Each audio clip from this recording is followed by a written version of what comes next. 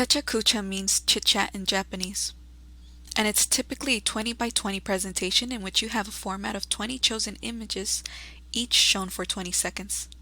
You have 400 seconds, or about 6 minutes and a half, to tell a story, your story, with visuals guiding the way. In the spirit of Pecha Kucha, we will have a chit-chat with you today on Mission College's Equity Framework, more specifically the core of the framework. Our intention is to continue to have an open dialogue around equity, to better understand and dismantle structures that perpetuate injustice and inequity. We start with the importance of building and creating space for connection. This is a picture of the Central Plaza at Mission College, which is under construction. This outdoor space is a physical and visible symbol of cultivating a sense of belonging by encouraging community engagement. This image is inspired by the carved wooden figures the Ifugao peoples of northern Luzon, Philippines use in ceremonies related to rice production and healing. Kapwa is a Filipino term that recognizes a shared human identity. This image represents a universal truth to treat others the way we ourselves want to be treated. Inlakesh means you are my other me. It is a Mayan precept that emphasizes the golden universal rule in that we are mirrors to each other. We are all part of the same universal vibration and should celebrate our collective human being. Applying this principle to our daily lives can remind us to treat each other with compassion and empathy.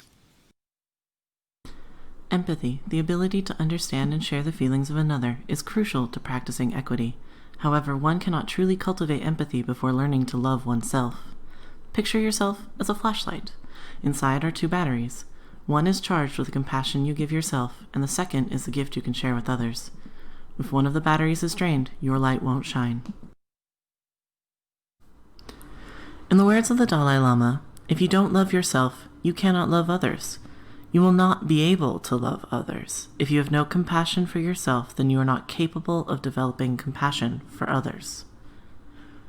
Raised in a family of caregivers, I struggle with the need to give all I can to others, often forgetting to leave time to look after my own well-being and happiness.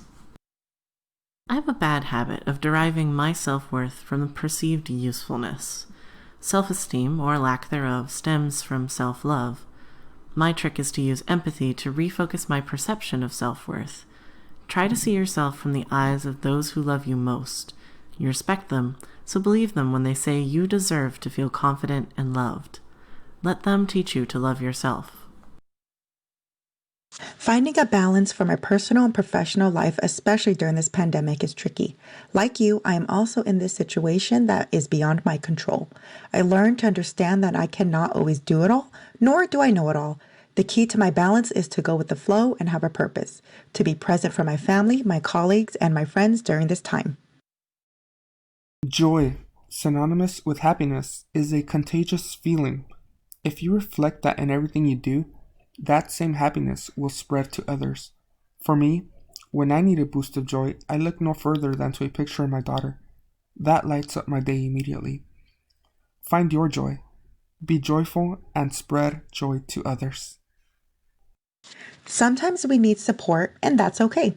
For me, I appreciate receiving support from others, encouraging me to express myself. One way I like to show support is to have open-ended conversations to really try and understand somebody else's views and not push judgment on anyone. I want people to know that I am here for them. Security invokes a sense of safety. If you're not safe, you are prevented from being present during experiences that can help you evolve. Preserving a sense of security can be fostered by strengthening your relationship with community. Bringing your authentic self to spaces requires a level of emotional security. We need to feel secure before we're able to be vulnerable. Spiritual base for me is a sense of foundation. I find it in meditation and prayer and solace away from noise. It grounds me and calms me, and I find peace and reset. A tree in harsh winds may weave, but strong roots keep it grounded.